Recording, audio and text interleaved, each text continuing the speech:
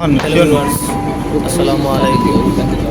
আজকে এই মিনি ব্লগটা আমরা দিল্লি পাহাড়গঞ্জ মেট্রো স্টেশন থেকে রামকৃষ্ণ আশ্রম মর্গ থেকে আমরা রওনা দিছি যে দিল্লিতে গেছি বারোইতাম ওখানে ঘুরিতাম গিয়া ফুইলা গিয়ে আমরা কিতা করলাম এখানে টিকিট করলাম করিয়া মেট্রোর টিকিট করলাম করার পরে আমরা ধীরে ধীরে উপরে উঠিলাম যে আমরা মেট্রো ট্রেন পাইতাম।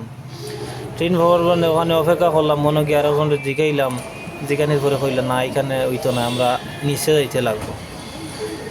তারপর বাক্কা সময় উঠিয়া দেখলাম কই ভিডিও করি, আর অ্যাকচুয়ালি ভিডিও এলাম না না বলে, তো ওই হিসাবে যাকে কতরা ওই হিসাবে আমরাও করলাম, নিচে আইলাম। নিচে আবার করে কইলাম না এটা মেট্রো ট্রেনে নাই, আপনারা আবার নিচে যান অন্য সাইডও 1 নম্বর প্ল্যাটফর্মও। তো 1 নম্বর প্ল্যাটফর্মও আবার আমরা যাই। আর যাওয়ার পরে আমরা ফার্স্ট যে সময় উঠি ওইখানে উঠার পরে আমরা মেট্রো ট্রেন দুইটা বদলাইতে লাগে।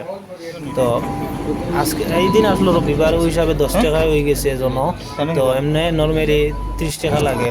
তো এখন আমরা উঠিলাম মেট্রো ট্রেনও উঠিলাম, উঠার পরে আরেকটাতে উঠিলাম, উঠার পরে এখন আমরা নামছি কেন আমরা রাজীব চক, তারপরে আমরা যাইতে লাগে চাঁদনি চক।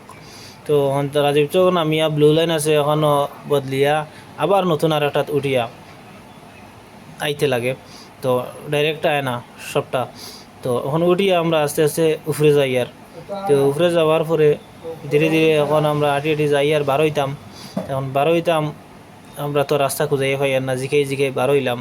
আর ফার্স্ট টাইম গেছি তো অ্যাকচুয়ালি অনেকে একটু বেড়া লাগছে, আর আটি আর বোঝা যায় মানে আমরা এটা ফুরানা, মানে আমরা ঘুরি দেখি আর ওই হিসাবে এমনভাবে আটা দিই আর যাতে বুঝাও যান না যে আমরা পুরা নয়া গেছে হিসাবে। আর আমরা মনে মনে খানা কোনবা এখান থেকে খানা কোনবা যাইতাম, তো জিকে ওখানে বারোইলাম। আস্তে আস্তে আইয়া স্ক্যান করলাম, স্ক্যান করিয়া এখন আমরা বারোইলাম, বারোইয়া এখন আমরা যাইতাম। আবার উপরে উঠা লাগে, উঠিয়া অন্য সিঁড়িয়া আবার নিচে গিয়া এরপরে গিয়া ধীরে ধীরে বাড়াইতে লাগে। এখন সামনে আমরা পাইছি এখানে রাজীব চক গেট নাম্বার 2, আমরা ধীরে ধীরে বারোইয়া আই গেছি। তো আপনারা যারা ভিডিওটা দেখরা ভিডিওটা শেয়ার করবা, আর ভালো লাগলে একটা লাইক করবা। নতুন কেউ যারা হইলে ভিডিওটা দেখলে গেলে আইডিয়া পাইবা। আর এখানে গেলে মেট্রো ট্রেনও ফুইলা আইডিয়া পাওয়া যায় না, আমরা জিগে গেছি। তো বারোই আমরা এখানে পাইলাম রাজীব চক, লেফট সাইডে দিয়ে গিয়া ও আমরা এখানে সামনে গিয়া পাইলাম বাজার। ও ধীরে ধীরে বাজার শুরু হয়ে গেল। তো বাজারও এটা আনুক্কা জিনিস একবারে আমরা এটা যেটা দোকানও মানে গ্লাসের ভিতরে যেটা ঢুকাইয়ে রাখা এটা এটা এমনি ফালাই রাখা, কিন্তু দামও কম আছে।